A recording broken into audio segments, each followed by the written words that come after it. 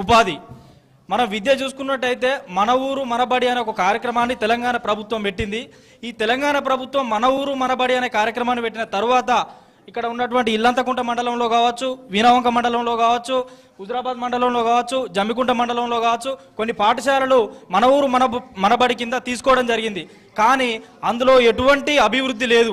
మొన్నటి వర్షాలకు ఒక్కసారి మీరు అందరూ గమనించినట్టయితే భారీ వర్షాలకు ఒక్క పాఠశాల కూడా పాఠశాలలా లేదు. అది పాఠశాలనా లేకుంటే బర్లు పొందే ఒక చెరువ?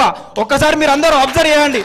రాష్ట్ర ప్రభుత్వం ఏమో మన ఊరు మనబడి అంటది, కానీ రాష్ట్ర ప్రభుత్వం చేసే పని ఏంది? ఒక్కసారి పాఠశాలకు వెళ్ళి చూడండి. ఈ అనేక పార్టీలలో ఉన్నటువంటి నాయకుల బిడ్డలు ఎవరైనా ఆ పాఠశాలలో చదువుకుంటారా? 90% మంది బీసీ ఎస్సీ ఎస్టీల పిల్లలు ఆ పాఠశాలలో చదువుకుంటే వాళ్ళకి మొన్నటిదాకా పుస్తకాలు లేవు, తినడానికి కోడిగుడ్డు లేదు, ఏమీ లేదు.